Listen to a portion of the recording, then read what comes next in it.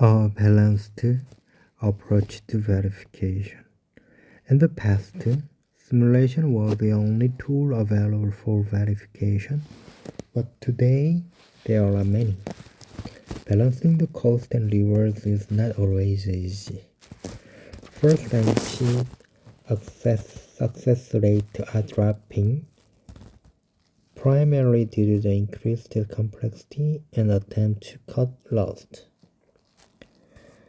The means managers must take a close look at their verification strategies to determine if they are maximizing the potential of their tools and staff.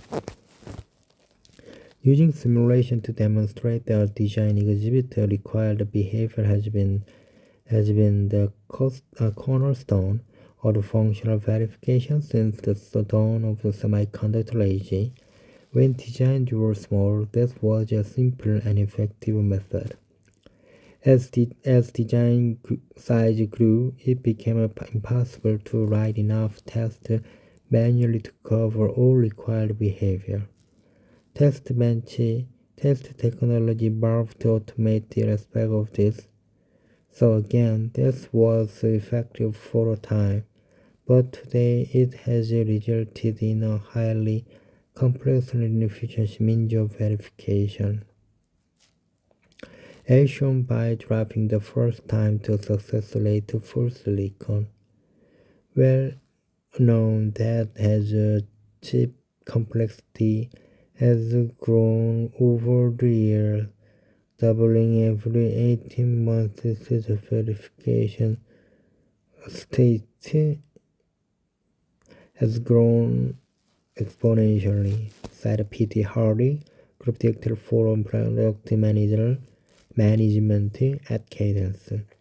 Simulation has been the main verification method, but verification of a relatively simple processor core from just 5 years ago took 1 to 13 simulation cycles, and for GPUs the number of verification cycles was 1 to 15.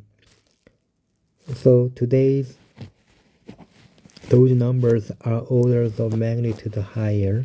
Simulation is a dumb approach, said Mark Sweeney, director of the product marketing at ANSYS. You apply a vector and see what it does. Apply another vector, see what that does. There is a little understanding as to what any vector is supposed to do, what you are shooting for, and hence you are basically doing a Monte Carlo, hoping to hit all the corners, and we're trying to steer into those corners. Simulation started running out of steam a long time ago. In terms of this is why we have seen an explosion in the emulation market, said Prakash Narayan, CEO of Real Intent. More horsepower was needed. At the same time, farmers started to find its place, not as something that was marching alongside simulation, but it filled some functional verification where the simulation struggled to get complete coverage of critical, targeted functional behavior. Several verification methodology has been developed that complement to simulation, but many verification teams have struggled to successfully incorporate them into their overall methodology. This is due to the number of factors, such as requiring a range of specialists to poorly utilize them. The inevitable to show combined notion of progress or completion. All that some teams continue to point to empirical success of existing methodologies. There are several classes of static and formal tools, each of which has many true strengths. A new class of tools that leverage AI technology also are starting to emerge. Copilot, for example, can help ensure the soundness of code as is being developed. Or once the performs that a notion of equivalence check, it's important for teams to continuously assess the value each tool is providing. It is also important to understand both the source and type of the bugs threatening their success. A full assessment of the functional verification flow starts with understanding of why your chip may fail. The number of operating modes for the same product is exploding, said Chris Muite, the opportunity business manager at Keysight. Your product fails if just one of those is not properly verified. How do you bookkeep all of that? How do you put verification process in place that accounts for all those different combinations of operating modes? How do you bookkeep the performance element of it?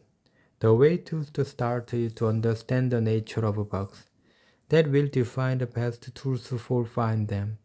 Bugs escape into silicon are either due to the structural defect in the design, such as overview, underflow, overflow, underflow, excess FSM issues, dead code, redundant code, and because the design has semantic discrepancies, such as a bug in the functionality of the design, said Ashish Darbari, CEO of Exynomis. Formal tools can analyze and find the most structural defect automatically through the application-driven flow at the time of the design bring-up. This saves an enormous amount of functional simulation overhead. In theory, formal methods have a major advantage over simulation. Instead of writing tests to stimulate the design under test duty for all the behaviors, and then verify and check for any adverse behavior, we get the stimulus for free, said Cadence Hardy. Unless constrained otherwise, the formal tool considers every possible combination of inputs. This is a huge advantage as we move out of the application-specific era. We define the intended duty behavior as a set of the properties. We either prove the property holds in all cases or get counterexamples for a potential bug. No one technology can solve the problem on its own. It requires finding ways to best combine them to solve the problem. All the intelligence that is needed to contain this complexity lies in methodologists and engineers, said real intended Narayan. We've been throwing more horsepower behind these engines, and this is the problem. An alternative way to fundamentally ask if a minimally Boolean technology-based approaches can deal with this complexity explosion. This is where the static approaches enter into the picture, because they are more abstract. The issue you run into with the static approaches is they rely on abstraction, and that the abstraction is dependent on a customized technology for a customized problem. There is one solution that fits everyone's problem.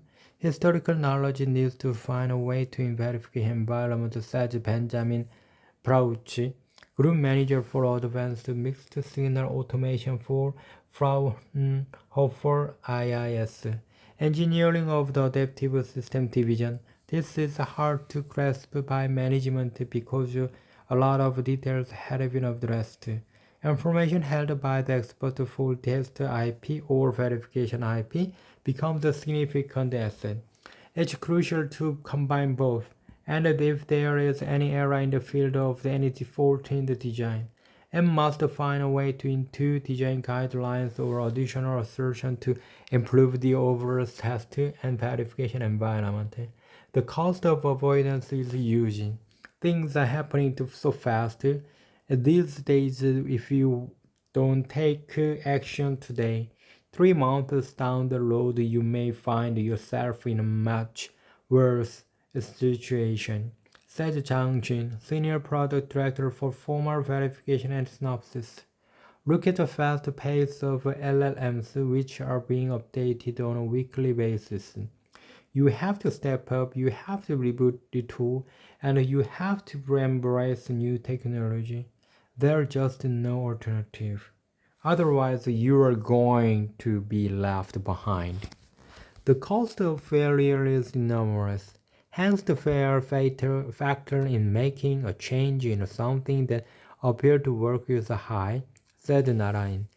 That is why there's continued to reliance on verification sign method. The opportunity lies with shift left, where you deploy techniques earlier. These will find bugs when they are cheap and quick to correct, while it may not impact the simulation you do today. Over a period of time based upon fewer errors being detected in simulation, the level of reliance on shift left will continue to grow. Small errors lead to big problems. It starts with understanding the types of bugs can threaten success. In many cases, they are found close to tape out and appear to be highly complex in nature. The reality is that many of them are caused by the small errors buried deep in the logic, and a functional bug in a counter is usually caught by the learning lint and adopting the formal property verification, said the Exomys start body. It could cause a DDR performance counter in a SoC to overflow. And in one real example, it took a DB team 3 weeks of emulation debug only to discover the bug was in the counter. The formal traditional drawback has been that it is computer intensive. That meant it wasn't used on anything other than a small, often controlled path, dominated blocks and subsystems, said Hardy. Ironically, the same explosion of computer power that's behind the verification explosion has made formal much more effective. Modern formal tools can verify the medium-sized processor cores and a large processor if split into subsystems first. Then end-to-end properties created at top level using the divide-and-conquer approaches. Formal also can fully verify the complex math blocks in minutes or hours. For example, 32-bit multipliers, a typical building block for many ALUs or a math coprocessor for GPU or AI accelerators, have 2 to 64 possible input combinations. Simulation for every combination would be infeasible. And it is not just the functionality that can be targeted. We deployed a novel area analysis app to detect redundant flux and gates in the silicon that were burning power, said Databody.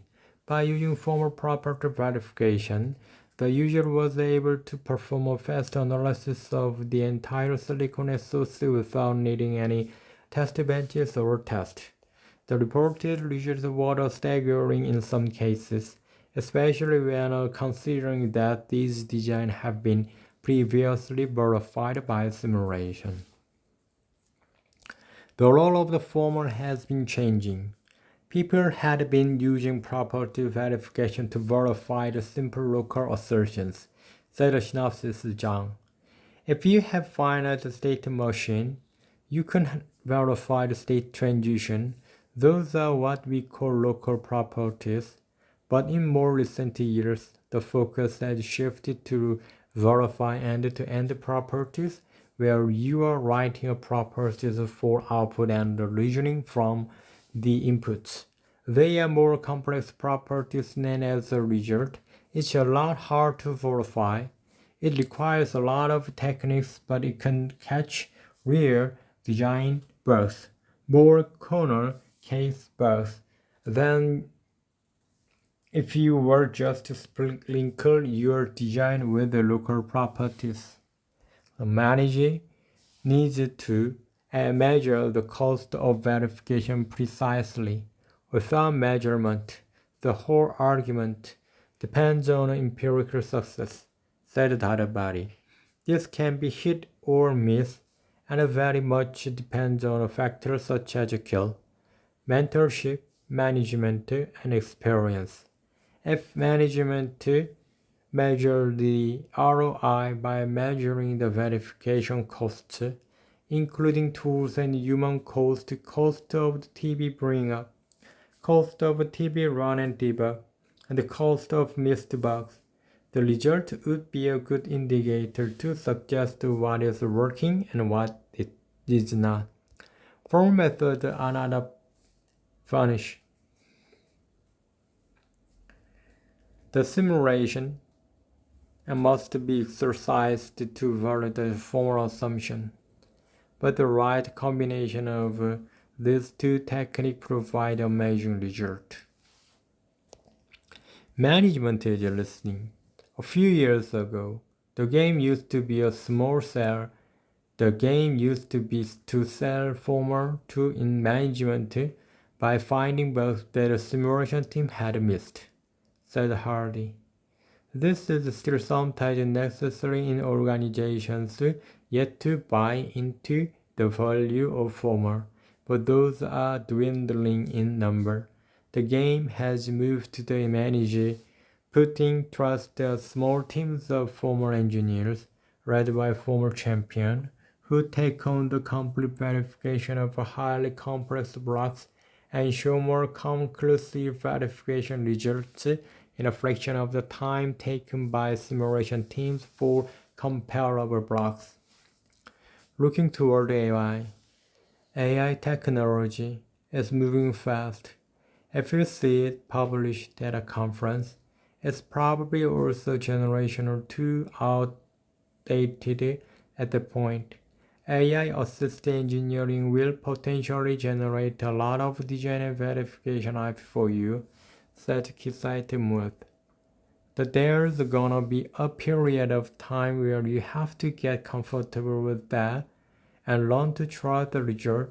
That it'll take a while, but in paradigm like that, the effort shift to the front end of the process where you are specifying the requirements and the parameters for the AI engine to go do work.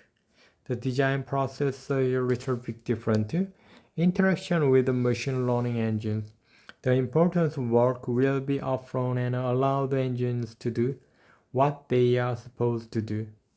Verification has always been about comparing two models and identifying the differences between them. Questions are being raised about how LLMs and other AI methods can be incorporated into the verification methodology, said Fraunhofer's approach. One approach is to look for a difference between your requirement document and the verification test benches to identify gaps. This is just one aspect to it, and we would be excited to see the development of a tool like this could be introduced to support verification. This is not trying to automate everything, but to support the verification engineer and keep track of everything. Progress is happening already. We've been using the generative AI to create a system Verilog assertions, said Zhang. A first level barrier for formal adoption is you have to create those properties. If Gen AI can help you, that reduces one barrier of entry, and this technology is in production usage by some of our customers. Based on your design, based on the test plan, we can create solutions for you, and that's a big key help and productivity gain. Copilots already are being used by some companies. They make the initial coding of the design, human typing effort and things like that easier, said Narain. They also bring variability and their own issues with the accuracy of the work that they produce. What becomes even more critical is verification. to make sure that whatever methods are used to create the designs are fully verified. There is the opportunity to incorporate the AI-based technology and gain. It's about to shift left. If there is a possibility that copilots and AI-based technologies can enable some use models that can generate a shift left in verification, that will be a valuable step forward. As the LLM generation quality improves, everyone will see the productivity gain. I see Gen AI as a game changer to democratize formal verification, said Zhang. Before, it was former engineers doing formal verification. But slowly, we are seeing companies realize that they must do this early in the flow. It needs to be done by engineers. In the past, designers typically extract a few formal properties, but they don't write a lot of assertions. This is a way that they can add more assertions to the design and really get the benefits from it. This is definitely a technology that can help make formal even more adopted within the industry. Adopting formal. The adoption of the formal method is not about buying a tool and inserting it in a flow. There are many ways in which formal can help with the specific types of problem. Hardy divides it into three categories. Designer formal. RTL designers can use formal to shift left, handing off higher quality code earlier. Core formal verification. Improve verification quality through the exhaustive proof and formal for SoC integration. Off-road simulation for certain tasks and find the corner case bus. It's important to understand the division between the block level, subsystem, and full system. Where the role of the former changes, at the IP level or server level, teams should be using the static method, such as linter former rather than simulation, said Zhang. When you get to the system, SoC level, do your verification using dynamic method, because there's where the former doesn't scale. While simulation may be required at the SoC level, that doesn't mean formal is excluded. Where formal has been used in a planned way, it has yielded amazing ROI, said Databody. Engineers and managers are all sold into investing in formal as they find bus quicker, avoid spins and help optimization simulation. The problem largely is still engineers teams do not have adequate training in writing assertions for formal.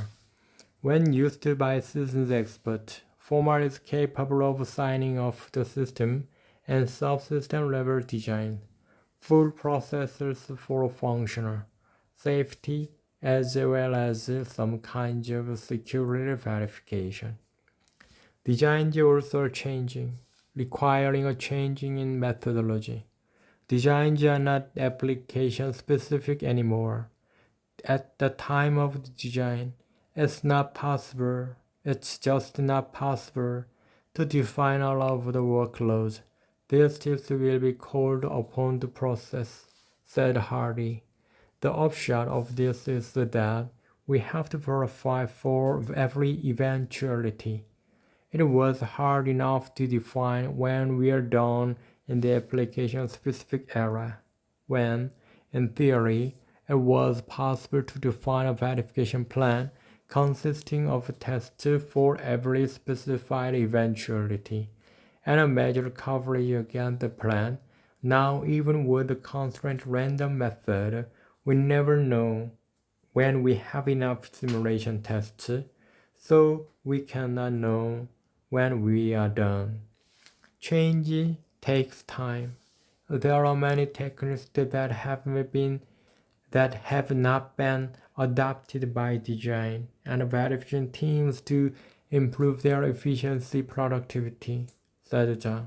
It takes time to retool their verification methodology, getting some of the latest pieces in their flow, coupled with the complexity and the shorter time to address this. Unfortunately, they have to evaluate their current methodology, see what's available today, and see how they can leverage those new technologies to improve their flow. With Gen AI, I would be surprised if in 3 to 5 years we find the flow to be quite different. There will be a lot of more automation generation, and we will see agentic flows. Maybe we will see a lot more success with silicon Pathlet once all the automation is built in. Thank you. I read this article, A Balanced Approach to Verification. Thank you for your time. See you next time.